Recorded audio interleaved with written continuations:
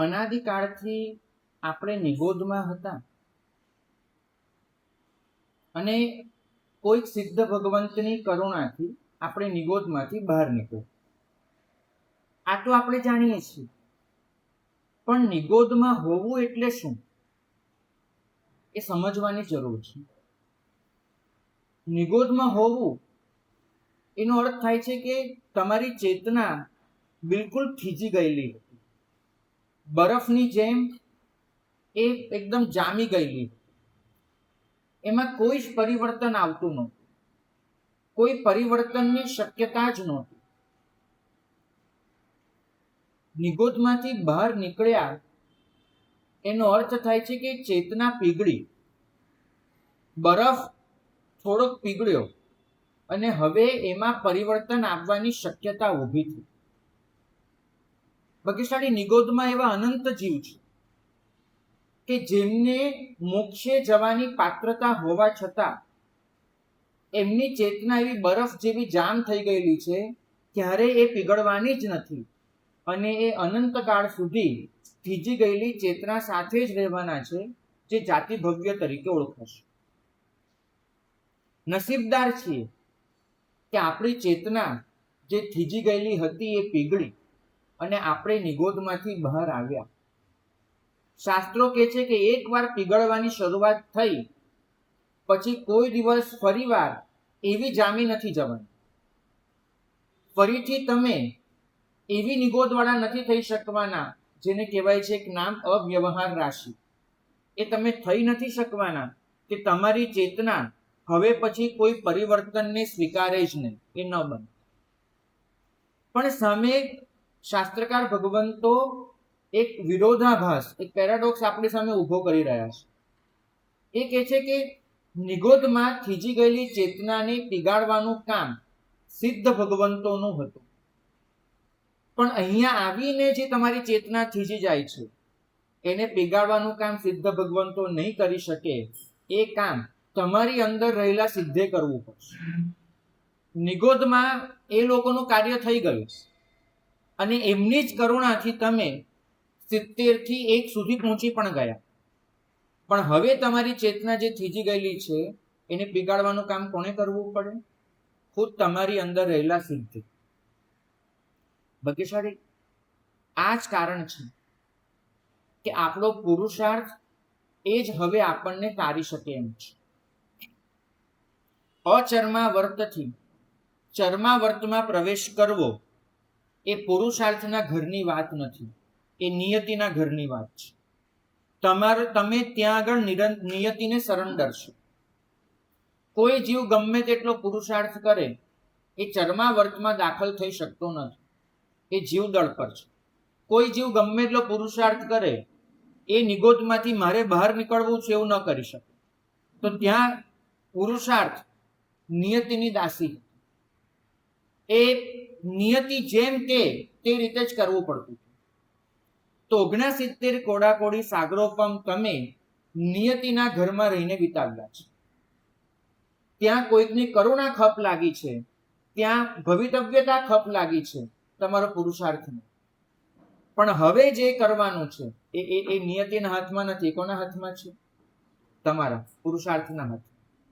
હવે જે કરશો એ તમે જ કરશો, જે પામશો એ તમે પામશો. માટે જ પ્રભુ કહે છે કે સાધક આત્માએ માત્ર ખોટું કાર્ય ન થઈ જાય એટલી સાવધાની નથી રાખવાની, ખોટો વિચાર પણ ન આવી જાય એની સાવધાની પણ રાખવાની છે. કેમ કે તમારો વિચાર જ ધીમે ધીમે તમારો અધ્યવસાય બને છે.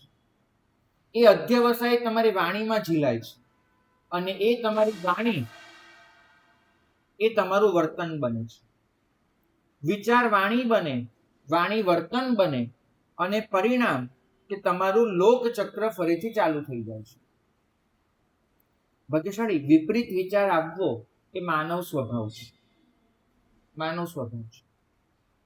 મહાકવિ બાણ એને કાદંબરી ગ્રંથમાં આપણા સૌને ચેલેન્જ આપી છે કે આ દુનિયામાં એવો તો કયો પુરુષ જન્મ્યો હશે, આ દુનિયામાં એવો તો કયો પુરુષ જન્મ્યો હશે કે જેને યૌવન અવસ્થામાં ઓછામાં ઓછો એક વાર વિજાતીય માટે વિકારની અનુભવ્યો હોય? શક્ય લાગે છે? નહીં.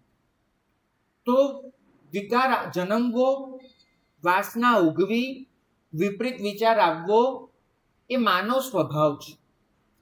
અફસોસ એનો ન હોય કે મને કેમ આવું થાય છે. પ્રભુએ કહ્યું છે કે અફસોસ તમને બચાવી નહીં શકે.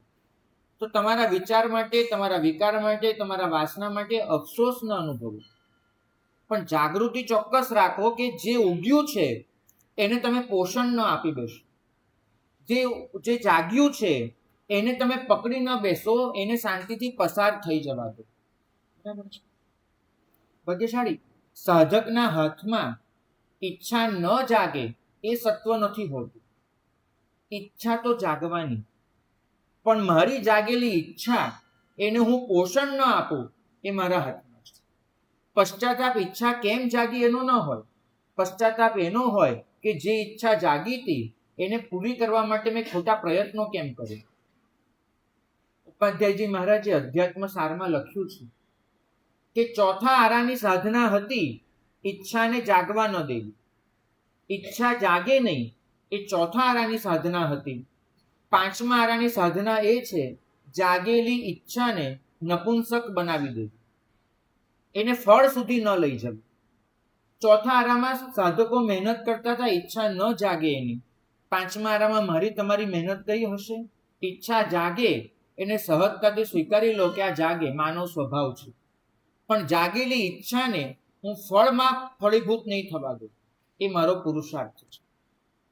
ભાગ્યશાળી ઉપવાસ કરો અને ભૂખ ન લાગે એવું બને ખરું?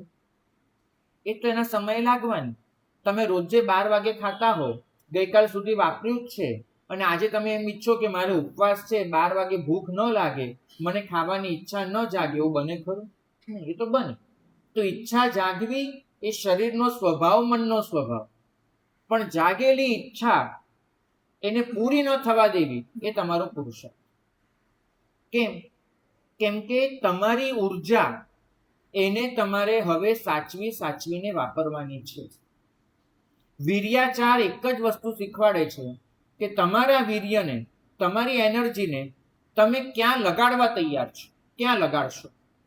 ઝુંઝૈય જહા થામ, તમને યોગ્ય લાગે છે તે રીતે તમારી શક્તિનું ટીપે ટીપું વાપરી નાખો. એક વસ્તુ પૂછું, જ્ઞાનાચારના 8 પ્રકાર, દર્શનાચારના 8, પછી ચારિત્રાચારના 8, તપાચારના 12, વીર્યાચારના કેટલા પ્રકાર છે? 3. હવે જો વીર્યાચારના 3 અતિચાર છે, પ્રકાર નથી. ત્યાં વીર્યાચારના 3 અતિચાર આપ્યા છે. વીર્યાચારનો તો એક જ પ્રકાર છે, મારે મારા વીર્યને જ્ઞાન, દર્શન, ચારિત્ર અને તપમાં લગાડી દઉં. વીર્યાચારનો એક જ પ્રકાર છે. મારી આત્મિક શક્તિ એને મારે યોગ્ય રીતે પ્રયોજી દેવી, વીર્યાચારનો એક જ પ્રકાર છે. ભાગ્યશાળી, જો તમારું વીર્ય ધીમે ધીમે વધતું જતું હોય તો નક્કી માનજો કે તમારો એક એક શબ્દ, તમારો એક એક વિચાર સૃષ્ટિમાં જેટલી ખુશહાલી લાવી શકે છે એટલી જ પાયમાલી પણ લાવી શકે છે. તમે કદાચ કોણિક અને ચેતક એની વચ્ચે જે યુદ્ધ થયું હતું એ યુદ્ધની વાર્તા વાંચી હોય તો એમાં એક સમય એવો આવે છે, એક તબક્કો, કે કોણિકને લાગે છે કે હવે હું હારી જઈશ. એના 10 ભાઈઓ 10 સેનાપતિ બની અને એક એક દિવસે એક એક મરી જાય છે. અને કોણિક એ વખતે દેવોની આરાધના કરે છે. એના મિત્ર દેવ આવે છે અને આવીને એક શસ્ત્ર એને આપે છે. શસ્ત્ર એવું હોય છે કે એ શસ્ત્રની અંદર તમારે ખાલી નાનો કાંકરો મૂકવાનો, નાનો પથ્થર આટલો, પણ એ પથ્થર એટલા જોરથી ફેંકાય, એ પથ્થર એટલી ગતિ સાથે ફેંકાય કે સામે પડે ત્યારે અનુભવ જાણે મોટી શિલા ફેંકી હોય ને એવો થાય. કેટલાય સૈનિકો આટલા નાના પથ્થરથી મરી જાય. એ યંત્રને નામ આપ્યું હતું, એ શસ્ત્રને, મહાશિલા કંટક. શાસ્ત્રમાં લખ્યું છે આ ઉદાહરણ લઈને કે એક નાનો કાંકરો પૂરી શક્તિથી અને ગતિથી ફેંકવામાં આવે તો મોટા પથ્થર જેવું નુકસાન પહોંચાડી શકે. બરાબર? કાંકરામાં શક્તિ ઉમેરાય અને ગતિ ઉમેરાય તો મોટા પથ્થર જેવું નુકસાન પહોંચે. ભાગ્યશાળી વસ્તુનું કદ એની જ માત્ર અસર નથી હોતી, વસ્તુના કદ પાછળ લાગેલી શક્તિ અને ગતિ બંનેની અસર પણ થતી હોય છે. તો આ જ વાત એક સાધક એનાથી નાની પણ ભૂલ થાય તેને પ્રાયશ્ચિત્ત કેમ મોટું આવે છે. ઘણી વખત અમારી આગળ એવો પ્રશ્ન લઈને શ્રાવકો આવે કે સાહેબ અમે એવું સાંભળ્યું કે એક શ્રાવક જે પાપ કરે એનું એને જે પ્રાયશ્ચિત્ત આવે એના કરતા એ જ પાપ જો શ્રમણ ભગવંત કરે તેનું પ્રાયશ્ચિત ઘણું વધારે હોય છે, અને એ જ પાપ જો કોઈ આચાર્ય ભગવંત કરે તેનું પ્રાયશ્ચિત ઘણું મોટું હોય છે. તા તરતમતા કેમ? તરતમતા શેને લીધે છે? શક્તિને લીધે. એક શ્રાવક કરતા એક સાધુ પોતાની શક્તિનો એવો સંચય કરીને બેઠો છે કે એનાથી થતી નાની પણ સ્ખલના સૃષ્ટિને મોટું નુકસાન આપશે, અને એના કરતા એ વધારે એક આચાર્ય ભગવંતની સ્ખલના સૃષ્ટિને વધારે નુકસાન આપશે. માટે એ સમજવું પડે છે કે જેમ જેમ ઊંચાઈ વધતી જાય તેમ તેમ સાવધાની વધતી જાય. ખરેખર કહું છું, રિવોલ્વરમાં ભરેલી ગોળી, એ ગોળી એને જો રિવોલ્વરમાંથી બહાર કાઢી અને હું તમારા પર આમ ફેંકું ને, તમને સામાન્ય ઘા પડે. કેટલો ઘા? સામાન્ય. આટલી નાની ગોળી એ જો તમારા પર આમ ફેંકું તો કેટલો ઘા પડે તમને? અને એ જ ગોળી રિવોલ્વરમાંથી છૂટે તો કેટલો ઘા પડે? આરપાર નીકળે. તો પ્રભુ કહે છે કે ગોળી છે એ માત્ર બારૂદના કારણે તમને નથી મારતી. મારે છે એની ઝડપ, એની દિશા અને એની પાછળ લાગેલી ઉર્જા. ગોળીની ઝડપ, ગોળીની દિશા અને ગોળી પાછળ લાગેલી ઉર્જા, આ ત્રણ વસ્તુ ભેગી થઈ એ જ ગોળીને ઘાતક બનાવી દે છે. તો એ જ રીતે સાધકની ઉર્જા, સાધક એનું નાનું પણ કાર્ય, પણ એની પાછળ લાગેલી સાધકની ઉર્જા એ જ કાર્યને નાનું અને ગમેલું નાનું હોય એને બહુ મોટું બનાવી દે છે. ભાગ્યશાળી શક્તિશાળી સાધક એના શબ્દોમાં ઉર્જા વધારે હોય છે. માટે તમને સતત સાવધાની રાખવાનું કહેવામાં આવે છે. તમારી પ્રાર્થના હોય, તમારો આશીર્વાદ હોય કે તમારું મૌન હોય, એટલી બધી અસરકારક વસ્તુ છે. અને એ જ રીતે તમારી કઠોરતા, તમારો રોષ, તમારી ઉપેક્ષા એ પણ એટલી જ અસરકારક વસ્તુ છે. કેમ કે તમે તમારી અંદર સમ્યક્ત્વની ઉર્જા લઈને બેઠા છો. તમે તમારી અંદર પ્રભુ આજ્ઞાનું બળ લઈને બેઠા છો. તમે તમારી અંદર વીરતીની તાકાત લઈને બેઠા છો. માટે તમારું નાનું પણ કાર્ય એ ઘણું મોટું પરિણામ લાવે છે. શક્તિ હંમેશા પાત્રતા માંગે છે. નવકાર પાત્રતા વગર આપી શકાય છે, કોઈને પણ આપી શકાય. 14 પૂર્વ નહીં અપાય. 14 પૂર્વનો સાર આપી દેવાશે, 14 પૂર્વ નહીં અપાય. કેમ કે શક્તિ શું માંગે છે? પાત્રતા.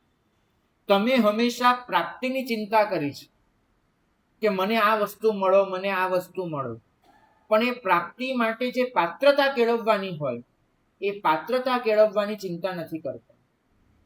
પ્રાર્થના તમારી સાચી હોય છે, પણ એ પ્રાર્થના પૂરી થાય એના માટે જે અંદરનો આપણી પાસે પાત્રતા જોઈએ એ જ નથી થતું. એક રમૂજ ભરેલી કથા શાસ્ત્રમાં લખી છે. એક આજના જમાના પ્રમાણે કથાને થોડીક બદલું છું. એક બ્રાહ્મણ એ શિવજીની રોજે પૂજા કરે, પેલું જળ ચડાવે, બિલ્વપત્ર ચડાવે, ઓમ નમઃ શિવાયના જાપ કરે, બધું કરે, અને પછી એક જ માંગણી કરે કે મને લોટરી જીતાડો, મને લોટરી જીતાડો. બસ એવો જેકપોટ લાગે કે હું જીતી જાઉં. રોજની આ પ્રાર્થના. અને કેટલું થાક્યા વગર 12 વર્ષ સુધી આ પ્રાર્થના અખંડ ચાલુ રાખી. મને જેકપોટ જીતાડો, મને જેકપોટ જીતાડો. 12 વર્ષે સાચે સાચ શિવજી પ્રગટ થયા. એને કીધું કે ભાઈ હું થાકી ગયો. મારે 12 દિવસમાં પ્રગટ થવું હતું, 12 વર્ષ ધીરજ ધરી રોજની તારી આ વસ્તુ સાંભળી સાંભળીને હવે તો મારું માથું દુખી ગયું છે. મારે તને એટલું કેવું છે, કોઈ દિવસ એક ટિકિટ તો ખરીદ કર. તું ટિકિટ ખરીદે તો હું લોટરી લગાડું ને. કોઈ ટિકિટ જ ખરીદવા નથી ગયો, તો હું જેકપોટ લગાડું તો ક્યાંથી લગાડું? કદાચ આ કથા કહીને જ્ઞાની ભગવંતો સમજાવે છે કે તમારી પ્રાર્થનામાં ફળીભૂતતા કેમ નથી આવતી? કેમ કે તમે પાત્રતા જ નથી કેળવી.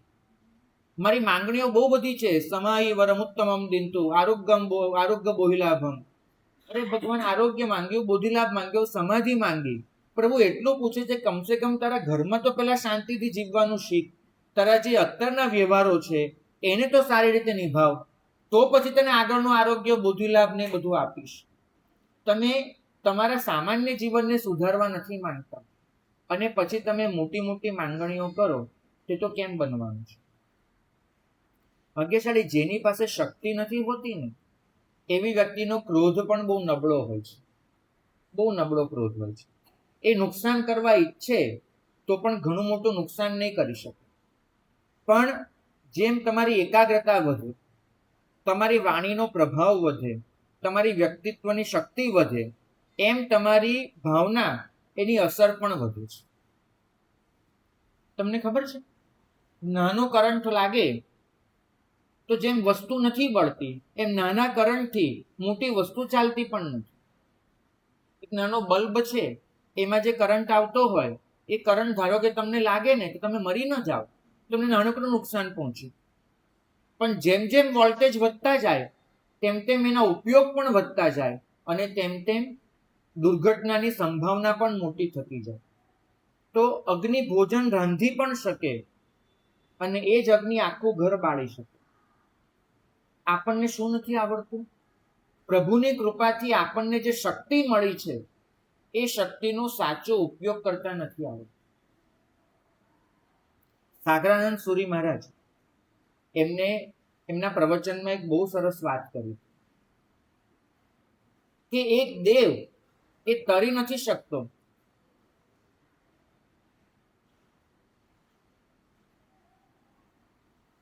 અને એક માણસ તરી શકે છે.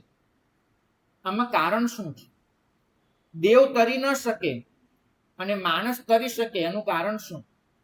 તો કે એક જ કારણ, સૌથી મોટું કારણ, દેવ જે ઈચ્છે છે એ તરત થઈ જાય છે અને માણસ જે ઈચ્છે છે એ કરવામાં એને વાર લાગે છે. જ્યાં વાર લાગે છે ત્યાં તમારી પાસે વિશ્લેષણનો, વિવેકનો, પાછા ફરવાનો મોકો છે. જ્યાં વાર નથી લાગતી ત્યાં તમારી પાસે મોકો જ નથી, જતો રહે.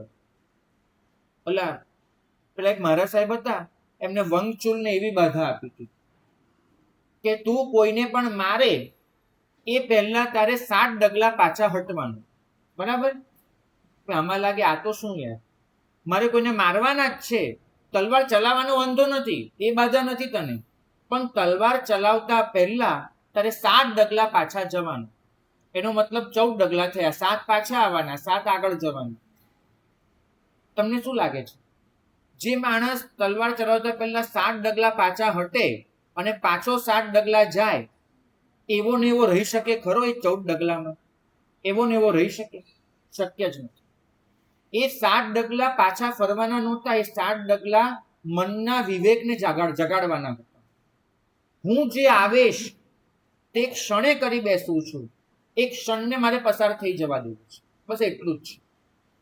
પ્રભુ આટલું જ સમજાવે છે કે તમારી શક્તિ ફાટી નીકળવાની તૈયારી કરે, બસ એક ક્ષણને સાચવી લો, બાકીનું તો કુદરત સંભાળી લેશે. તમારે એક ક્ષણને ખાલી પસાર થઈ જવા દેવાનું છે, કેમ કે એક ક્ષણે તમારી ઉર્જા બહાર આવી ગઈ છે, એને પસાર થઈ જવા દો. સાગરાનંદ સુરી મહારાજે બહુ સરસ ઉદાહરણ આપ્યું. એક વ્યક્તિ સૂઈ જાય ત્યારે એને ડર એટલો લાગતો હતો કે પોતાની સાથે એક લાકડી લઈને સૂઈ જતી. એની પથારીમાં બાજુમાં લાકડી પડી જ હોય, કોઈ આવે અને કદાચ કંઈ થાય તો હું લાકડી ચલાવી દઈશ.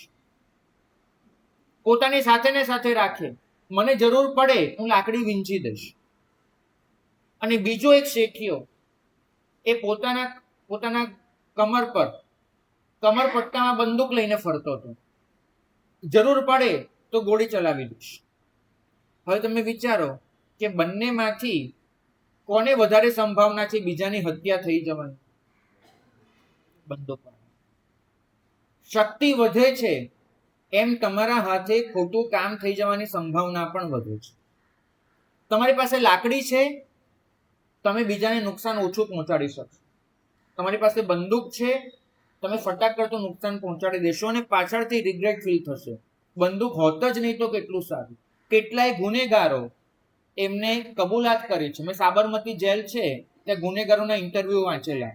એક તિહાડમાં જેલ છે ત્યાંના ઇન્ટરવ્યુ જોયેલા, વાંચેલા. બધાએ લગભગ એક કબૂલાત કરી છે કે અમારી પાસે તે વખતે શસ્ત્ર ન હોત તો કેટલું સારું હતું અને ચાલી ગયું. હાથમાં ચપ્પુ હતું, પેસી ગયું.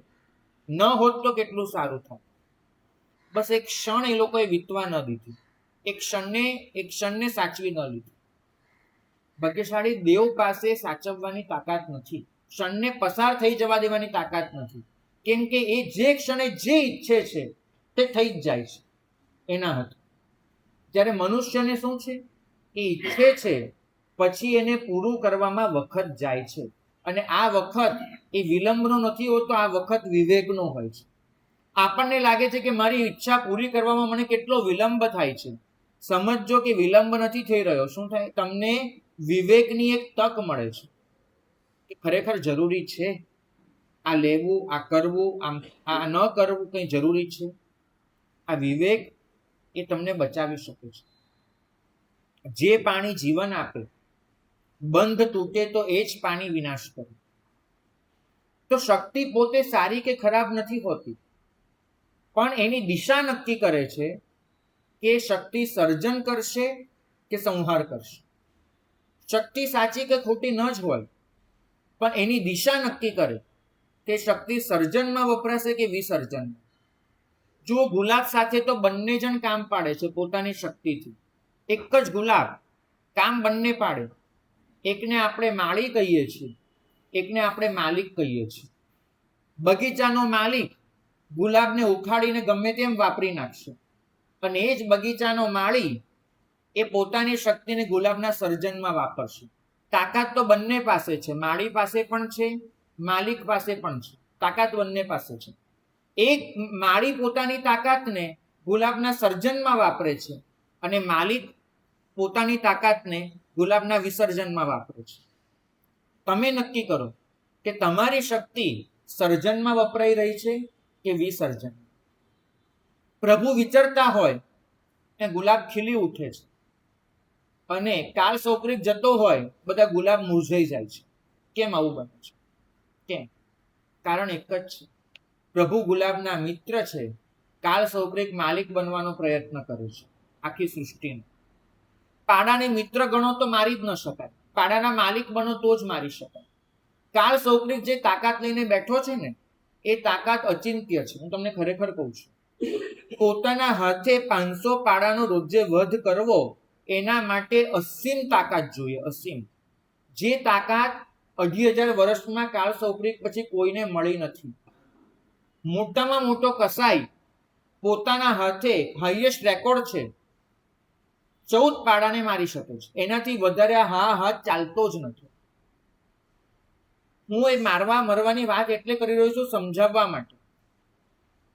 દુનિયાનો વર્લ્ડ રેકોર્ડ છે કે એક દિવસમાં એક વ્યક્તિ પોતાના હાથે વધુમાં વધુ 14 પાડાને મારી શકે. એનાથી વધારે તાકાત જ નથી હોતી એને મારવાની. યંત્ર જવા દો, પોતાના હાથે. કાલ સૌરિક 500. તમે માની ન શકો, કલ્પી ન શકો એટલી તાકાત લઈને બેઠા છે. પણ છતાંય આપણે એને બાહુબલી નથી કહેતા, કેમ કે એની તાકાત માત્ર ને માત્ર વિસર્જનમાં વપરાય છે, સંહારમાં વપરાય છે. એની તાકાત સર્જનમાં વપરાય જ નથી રહી. ભાગ્યશાળી સાધકમાં શાંતિ વધે તો સાથે કરુણા, ક્ષમા, નમ્રતા, જવાબદારી આ બધું વધવું જોઈએ. કેમ કે શાંતિ એ શક્તિનો સંચય છે. અને જો એ શાંતિને પકડી રાખવામાં ન આવે, આપણે જાણીએ છીએ મહામુનિઓને કે શાંતિના શિખર પર બેઠા હતા, નાનકડું નિમિત્ત આવ્યું, વિચલિત થયા, પોતે તેજોલેશ્યા શાપ આપી બેઠા. તમે જાણો છો ચક્રવર્તી દીક્ષા લે એ ભવમાં તો ક્યાં જાય? નિયમા દેવલોક, એ પણ વૈમાનિક, અને નહીં તો મોક્ષ. મોટે ભાગે તો મોક્ષમાં જ જાય. ન જઈ શકે તો વૈમાનિક દેવલોક દીક્ષા લઈને. પણ જો ચક્રવર્તી દીક્ષા ન લે તો ક્યાં જાય?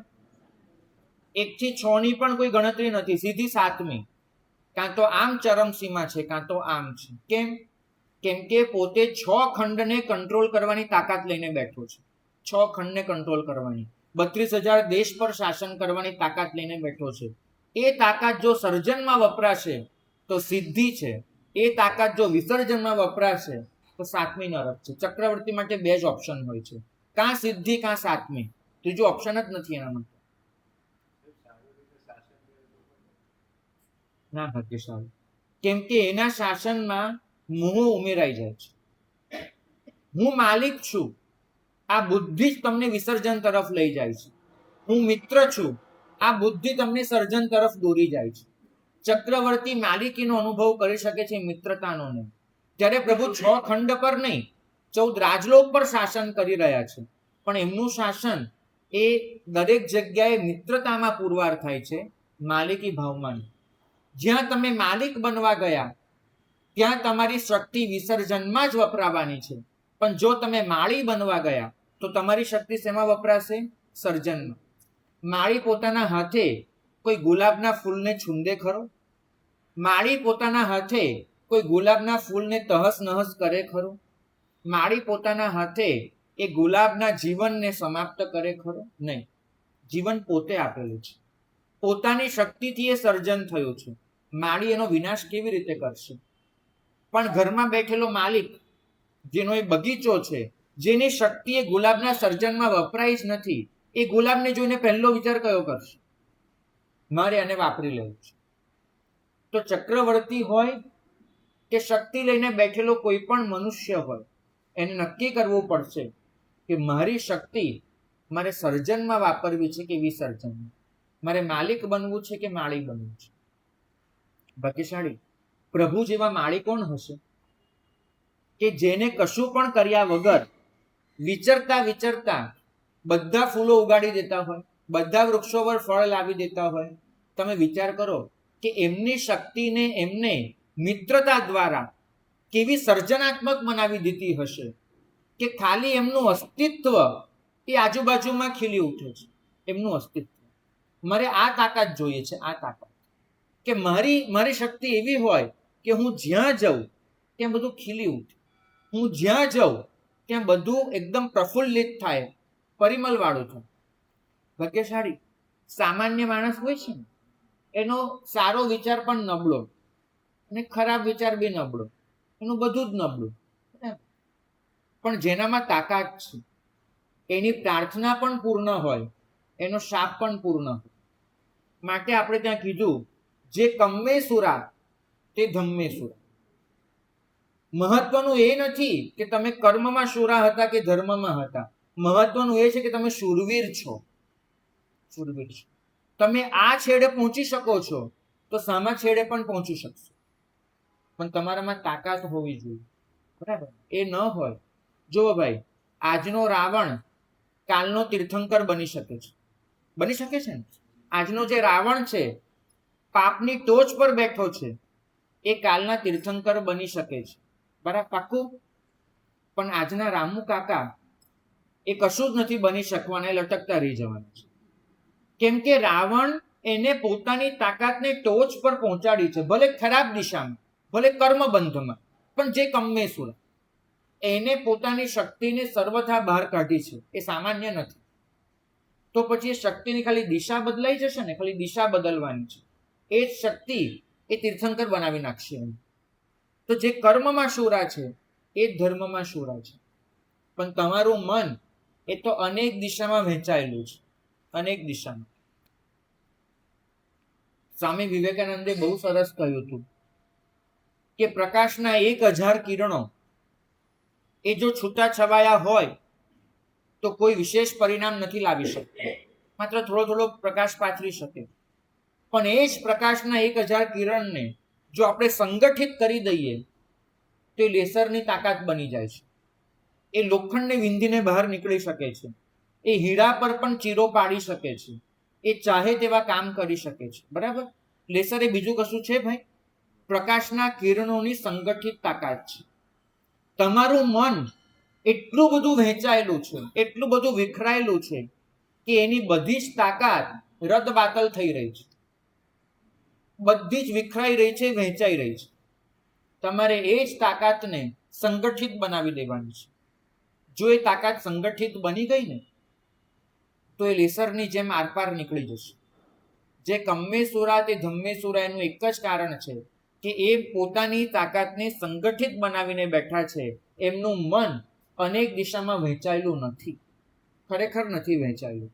અને તમે તમારા મનને જુઓ, ધર્મ કરતી વખતે પણ વહેંચાયેલું હોય છે, અધર્મ કરતી વખતે પણ વહેંચાયેલું હોય છે. માણસને હંમેશા શક્તિ જોઈએ છે, મને શક્તિ મળે. પણ બહુ ઓછા લોકો પૂછે છે કે આ શક્તિ ધારણ કરવાની મારી પાત્રતા કેટલી?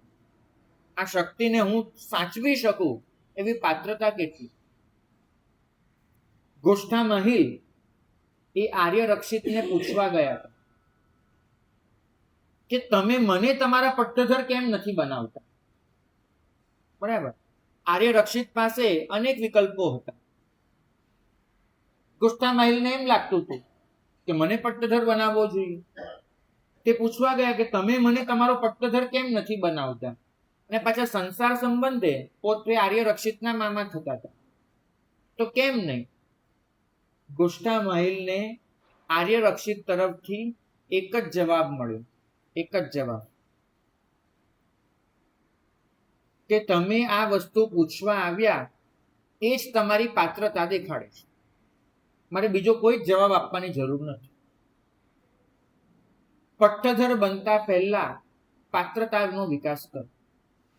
તમે આ પૂછવા આવો છો એ જ તમારી પાત્રતા.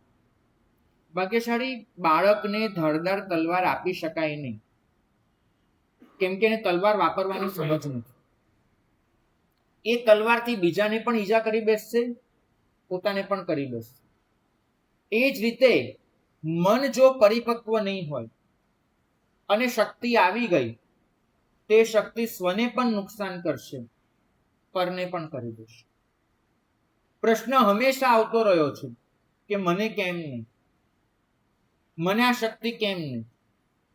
પણ બહુ જ ઓછા લોકો એ સમજે છે કે પાત્રતા આવ્યા પછી આવેલી શક્તિ એ આશીર્વાદ બને છે. પાત્રતા વિના આવેલી શક્તિ એ ભાર બને છે. એ સ્વને પણ ડૂબાડે, પરને પણ ડૂબાડે. તમારે પ્રકૃતિનું વરદાન જોઈએ છે કે પ્રકૃતિનો શાપ? પાત્રતા વગરની શક્તિ શાપ છે, પાત્રતા સહિતની શક્તિ એ વરદાન છે. તમારે શું જોઈએ છે? ભાગ્યશાળી સાધનામાં મોટું જોખમ બહારથી નથી આવતું, જોખમ અંદરના અભિમાનનું હોય છે. મારી પાસે જે છે એને હું સાચવી જ ન શકું, આ બહુ મોટું જોખમ છે, બહુ મોટું. માટે જ આપણે તેમ કહેવાયું છે કે વિદ્યાનો વિનાશ કબૂલ છે, અપાત્રે વિદ્યા કબૂલ નથી. વિદ્યા ભલે વિનાશ પામી જતી, પણ અપાત્રના હાથમાં નહીં જવી જોઈએ. કેમ? અપાત્રના હાથમાં જશે તો એનો પણ વિનાશ કરશે, એના થકી બીજાનો પણ વિનાશ કરશે. તમે એક નાનકડી કલ્પના કરો, આજે અમેરિકા પાસે, રશિયા પાસે, ચીન પાસે, ભારત પાસે, પાકિસ્તાન પાસે જે અણુબોમ્બ છે, ન્યુક્લિયર બોમ્બ, એમાંના 2-5 બોમ્બ આઈસિસના હાથમાં આવી ગયા, તાલિબાનના હાથમાં આવી ગયા, તો શું થશે? તમને લાગે છે એનાથી તાલિબાનોનો ઉત્થાન થશે, એનાથી આઈસિસનું ઉત્થાન થશે એવું લાગે છે? નહીં. આતંકીના હાથમાં આવેલો એક અણુબોમ્બ એને અને બીજાને બધાને તહસ-નહસ કરશે. એ જ રીતે પાત્રતા વગરની શક્તિ એ વિનાશ જ કરશે. પહેલા લાવવી પડશે પાત્રતા. સાધનામાં મોટું જોખમ બહારના વિઘ્નોનું નથી. સાધનામાં કયું જોખમ છે? આંતરિક. બહારનો શત્રુ તો છે ને, આપણને સાવધાન કરે છે. હું ખરેખર બહારના શત્રુને શાબાશી આપું, કેમ કે બહારનો શત્રુ એ આપણને સાવધાન કરે છે કે તમારે આ જાળવવાનું છે. પણ અંદરનો શત્રુ એ મને સાવધાન નથી કરતો, એ તો મને અભિમાન આપે છે. બહારનો શત્રુ તો સાવધાન બનાવશે, એ આપણા પર હુમલા નિરંતર કરતો રહેશે, તો આપણે જાગૃત રહીશું. તમને ખબર જ હોય કે તમારું એક પણ ખોટું કામ, નાનકડું પણ, એ પેલો દુશ્મન જતું નથી કરવાનો અને તમારી બેઇજ્જતી કર્યા વગર નથી છોડવાનો, તો તમે શું કરશો? સાવધાન બની જશો. ડગલે ને પગલે વિચારીને ચાલશો કે હા, મારે આ કરવું જોઈએ કે ન કરવું જોઈએ. તો ખરેખર શત્રુને શાબાશી આપવી પડે ને, કે એને તમને સાવધાન બનાવ્યો. પણ અંદરનો શત્રુ એ તમને સાવધાન નહીં કરે, એ તમને શું આપશે? અભિમાન. સાવધાનીની જગ્યાએ અભિમાન, કારણ કે તમે ઉછળતા જશો. જો ભાગ્યશાળી, અભિમાન એક જ વસ્તુ કહે છે, હવે મને શીખવાની જરૂર નથી, હવે મને કોઈ શીખવી શકે નહીં, મારી દૃષ્ટિ સાચી છે, હું અન્ય કરતા શુદ્ધ છું, મારી સાધના વિશેષ છે, મારી પાસે જે છે એ બધું શ્રેષ્ઠ છે. સચિન તેંડુલકર એના ઇન્ટરવ્યુમાં એને એક બહુ સરસ વાત કહી હતી. કેટલાક લોકો છે ને, ભલે પોતાના ક્ષેત્રમાં મહાન હોય, પણ એ મહાન બનવા માટે એમને પરિશ્રમ ઘણો કરેલો હોય છે. બધી વાતોને આપણે ન જોઈએ, પણ એની એક વાત મને બહુ ગમી હતી. એને એમ કહ્યું હતું કે જે દિવસે મને એમ લાગશે કે મારી શ્રેષ્ઠ બેટિંગ મેં કરી, એ દિવસ પછી મારા પતનની શરૂઆત થઈ જશે. એ મારી જિંદગીની સૌથી છેલ્લી શ્રેષ્ઠ રમત હશે કે જે દિવસે મને એમ લાગે કે મારી શ્રેષ્ઠ રમત મેં રમી લીધી, તો એ પછી મારી બધી જ રમત એનાથી નીચી જશે. ભાગ્યશાળી પંડિત ઓમકારનાથે કહ્યું કે જે દિવસે મને એમ લાગશે કે મારું શ્રેષ્ઠ સંગીત મેં આપ્યું, સમજજો એ દિવસે ઓમકારનાથ મટી જશે. સારો માણસ, સાચો સાધક હંમેશા એક જ વસ્તુ કરે છે કે પોતાને સતત અપડેટ કરતા રહેવાનું, પોતાનું જ રિવાઇઝ વર્ઝન તૈયાર કરવાનું. સાધના માંગે છે સતત તમારી પાસે રિવાઇઝ વર્ઝન. મને આ વાત એટલે ગમી હતી કે પછી મેં મારી જાત સાથે નક્કી કર્યું કે હું કોઈ પણ કામ કરું, હું એમ નહીં કહું કે આ મારું શ્રેષ્ઠ હતું. હું એ જ વિચારીશ કે આનાથી વધારે સારું હું કરી શકું છું અને મારે કરવું જોઈએ. તમારે શિખર પર પહોંચવું હોય તો નાના નાના શિખરથી સંતોષ ન માની શકાય, ખરેખર ના માની શકાય. જ્યાં સુધી માણસ પોતે શીખવા માટે તૈયાર હોય ત્યાં સુધી એ અસાધારણ બનતો રહે છે, એ સતત વિકસતો રહે છે. પણ જે દિવસે એનું શીખવાનું બંધ થઈ જાય તે ક્ષણે એનો વિકાસ અટકી જાય છે. સાચે અમારે ત્યાં એક મોટું જોખમ કેવું હોય, અમારી જિંદગીના 2 તબક્કા હોય. હું મારી જિંદગીથી જ રિલેટ કરું છું, તમે તમારી જિંદગી સાથે કરજો. એક તબક્કો હોય પૂર્વાર્ધ, પહેલું અડધ્યું. એક હોય ઉત્તરાર્ધ. પૂર્વાર્ધમાં અમારી પાસે ભક્ત વર્ગ સીમિત હોય, અમારી પાસે શિષ્ય પરિવાર નાનો હોય, અમારી નિશ્રામાં થતા કામ ઓછા હોય, અમારી પાસે આવનારા લોકો મર્યાદિત હોય, અને અમને હોય થોડીક મહત્વાકાંક્ષાઓ, થોડીક ઈચ્છાઓ.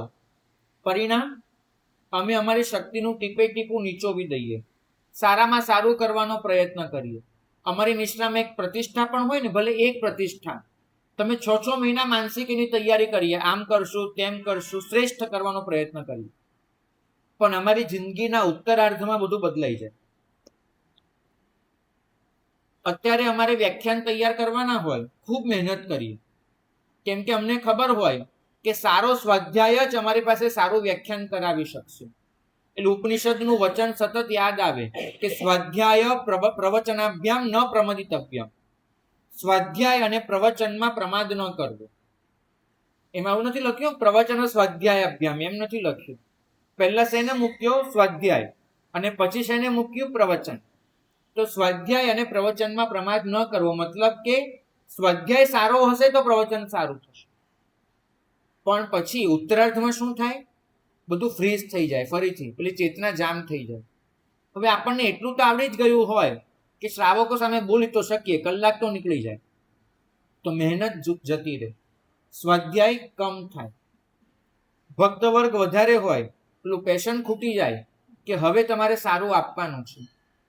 બધું સહજ બની જાય, પણ સહજતાની સાથે નિષ્ક્રિયતા પણ એટલી જ આવી જાય, સક્રિયતા ન બચે. પરિણામ, તમે તમારા પૂર્વાર્ધમાં દુનિયાને જે શ્રેષ્ઠ આપી શક્યા હો એ ઉત્તરાર્ધમાં ન અપાય. સાધકના જીવનમાં સૌથી મોટું દૂષણ હોય તો એક જ છે સંતોષ. શ્રાવકના જીવનમાં સંતોષ એ ભૂષણ છે, સાધકના જીવનમાં સંતોષ એ દૂષણ છે. સાધક તો એક જ વિચારે, હજુ શું વધારે પામી શકું છું, હજુ ક્યાં લઈ શકું છું. સંતોષ આવ્યો એ તમારું શિખર બની ગયું, હવે તમે ઉપર નહીં જાઓ. પણ જો અસંતોષ છે સાધના માર્ગમાં, તો તમારી શિખર તરફની યાત્રા ચાલુ જ રહેશે, ચાલુ જ રહેશે. તો સાધકે બંને અભિમાનથી બચવું પડે. એક સ્થૂળ અભિમાન કે હું મહાન છું, અને બીજું સૂક્ષ્મ અભિમાન કે મારા જેટલો નમ્ર કોઈ નથી. આ જે અભિમાન હોય છે, આ બંને પ્રકારના અભિમાનથી બચવું પડે છે.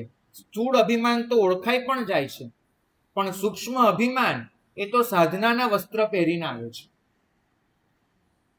એક બહુ સરસ કથા ખ્રિસ્તી ધર્મમાં લખાયેલી છે. કથા નકરી કાલ્પનિક છે, પણ આપણે સમજવાની બહુ જરૂર છે. બને છે એવું કે એક દિવસ એક ઘરમાં ડોરબેલ વાગે છે. ઘરનો માલિક જઈ અને બહારનું ખોલે છે, તો બહાર કાબરચિત્રા કપડામાં કાળો કાળો એક શૈતાન ઊભો હોય છે. એટલો મલિન, એટલો ગંદો અને ગંધાતો. પણ એને પેલાને કહ્યું કે મારે તારા ઘરે અઠવાડિયું રહેવું પડે એમ છે, તું મને રાખ, મને જગ્યા આપ, હું કશું નુકસાન નહીં પહોંચાડું, તું રાખ મને તારા ઘરે. તું તો ધર્મી જેવું છે ને, તારે તો ઘરે કોઈ પણ આવે એને સાચવવાની ફરજ છે, ભલે શૈતાન કેમ ન હોય, તારે રાખવો જોઈએ. તો પેલા એને ઘરમાં આશરો આપ્યો, એક રૂમ આપી, દેખાડી દીધું કે જો તારે આ રૂમમાં રહેવાનું છે, અને અહીંયા જે થાય ત્યારે જે કરવાનું, આ રૂમની બહાર નહીં નીકળવાનું, તારે રહેવાનું. હું રોજે અડધો કલાક તને મળી જઈશ, તારા ખબર અંતર પૂછી જઈશ, કંઈ પણ જોઈતું હોય તો તારે મને કહી દેવાનું, બધું મળી પણ જશે, રૂમની બહાર નહીં આવું. ઠીક છે, રહેવા જઈ અહીંયા. અને ચોથો દિવસ થયો, ચોથો દિવસ ફરીથી ડોરબેલ વાગી, અને આ વખતે પેલા એ બહારનું ખોલ્યું તો ભગવાન હતા, સ્વયં ભગવાન આવ્યા હતા. એવો ધવલ શુભ્ર દેદાર, આમ તેજ તેજ તેજ, અને એવા એવા એવા નિર્મળ, એવા વિમલ. એટલે પગે પડી ગયો કે ભગવાન તમે? તો કે હા, મને ખબર પડી બેટા, વત્સ, મને ખબર પડી કે તારા ઘરે તો તે શૈતાનને પણ વાસ આપ્યો છે, તો તું મને કેમ ન આપી શકે? તારા ઘરમાં તો રૂમો પણ છે, એક રૂમમાં મને રાખી લે. અરે ભગવાન, મેં એની જોડે 7 દિવસની શરત કરી છે, તમે તો આવો આવો આવો, હું તો તમારી રાહ જોઉં છું. તેને પોતાના ઘરમાં રાખ્યો, એક રૂમમાં. હવે એક રૂમમાં ભગવાન છે, એક રૂમમાં શૈતાન છે, બંને રહે છે.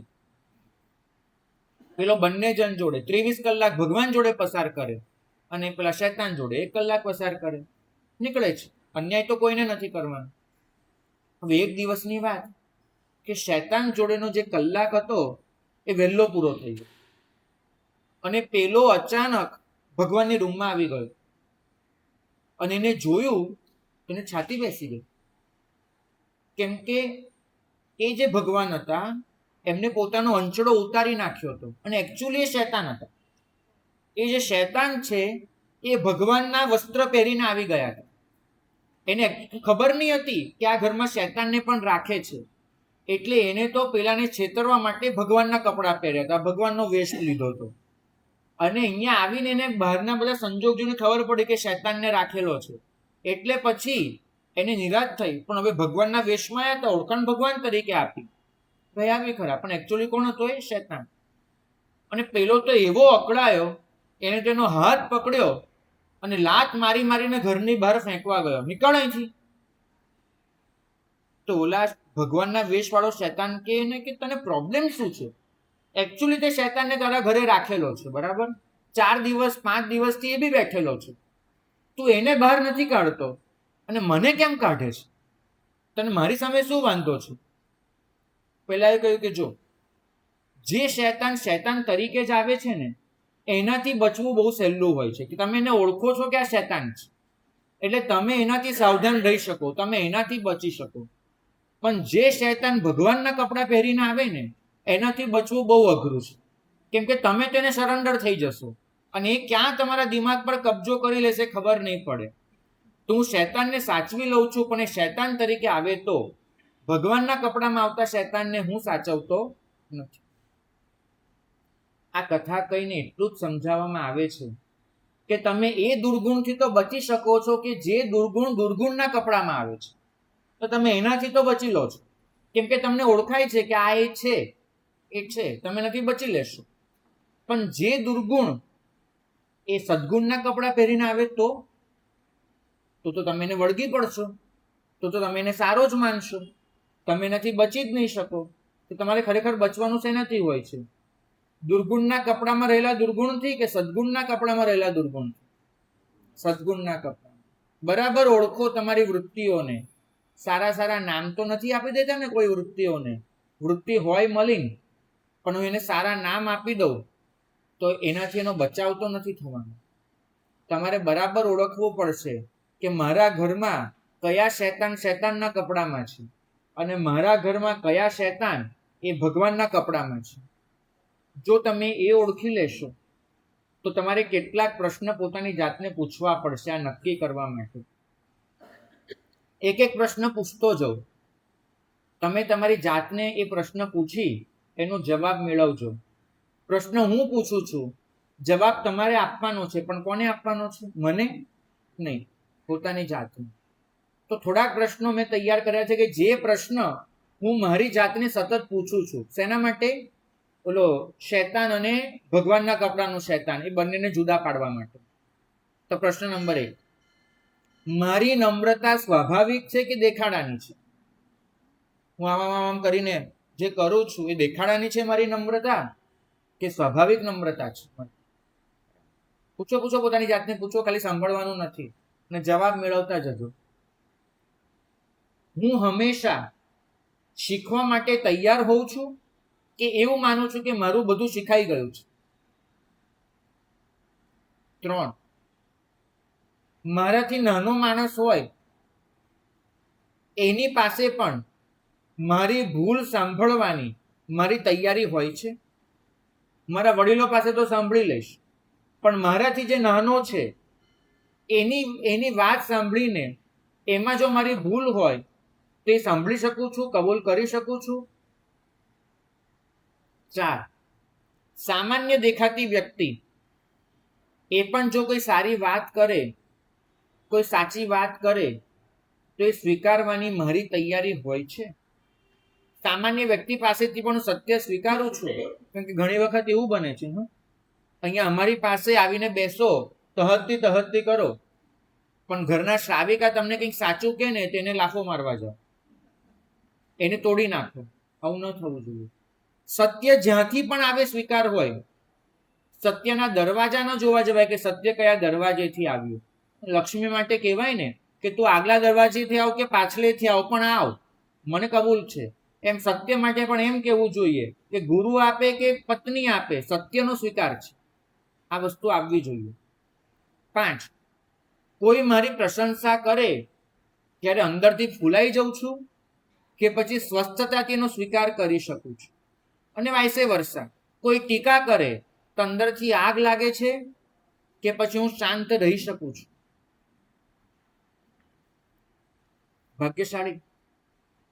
જ્યાં ટીકા સહન નથી થતી ત્યાં અહંકાર જીવંત હોય છે. જ્યાં આગળ પ્રશંસાથી ફૂલાઈ જવાય છે ત્યાં અભિમાન જાગતું હોય છે. તમારે તમારો અહંકાર, તમારો અભાવ એને ઓળખવા પડશે. તમારા અભિમાનને નષ્ટ કરવું પડશે. એનો અર્થ એ નથી થતો કે તમારા આત્મવિશ્વાસને નષ્ટ કરી નાખો. અભિમાનને નષ્ટ કરવાનો અર્થ ક્યારે આત્મવિશ્વાસ ખોઈ નાખવો એવું નથી. સ્વાભિમાન તો જાળવી જ રાખવાનું છે, આત્મવિશ્વાસ તો અખંડિત રાખવાનું છે. નમ્રતાનો અર્થ એવો નથી થતો કે હું નબળો છું એવી કબૂલાત કરું. નમ્રતાનો અર્થ નબળાઈ નથી, પણ નમ્રતાનો અર્થ થાય છે કે પોતાની શક્તિનું ભાન તો હોય, પણ એ શક્તિ જેની પાસેથી મળી છે એના માટેની કૃતજ્ઞતા પણ હોય.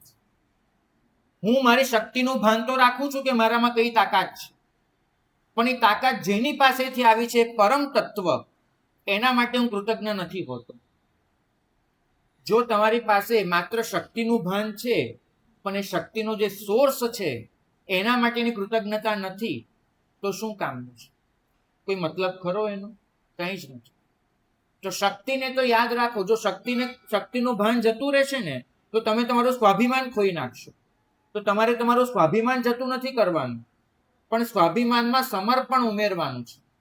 મારી શક્તિનું ભાન એ મારું સ્વાભિમાન છે, પણ એ શક્તિ જેની પાસેથી મળી છે એના માટેની કૃતજ્ઞતા, એના માટેની આભારની લાગણી, એ શું છે? મારું સમર્પણ. પ્રભુ એટલું જ કહે છે, તું સ્વાભિમાની પણ બન, તું સમર્પિત પણ બન. સ્વાભિમાન ખોઈ નાખીને તો તમે રસ્તાની ધૂળ બની જશો. તમારે ધૂળ બનવાનું છે નહીં. તો સ્વાભિમાની માણસને પોતાની શક્તિ, પોતાની ઇજ્જત, પોતાની ક્ષમતા એનો પૂરેપૂરો ખ્યાલ હોય. તો તમારે રસ્તાની ધૂળ નથી બનવાનું. તમે તો કોણ છો? વીરના સંતાન છો. તો તમારું સ્વાભિમાન તો અખંડિત રાખવાનું છે. સ્વાભિમાન ખોઈને તો તમે બલિદાન આપી દેશો નહીં, પણ એ સ્વાભિમાનની સાથે બીજું શું ઉમેરવાનું છે? સમર્પણ. તમારી શક્તિ જેની પાસેથી આવી છે એના માટે તમે કૃતજ્ઞ હો. આ તમારી સમર્પિતતા છે. તો આપણા જીવનમાં આવી રીતે શક્તિનું ભાન પણ આવે અને શક્તિનો સોર્સ જે છે એના માટેની કૃતજ્ઞતા પણ આવે. એ મંગલ કામના. અગ્ર અધિકાર વર્તું છે.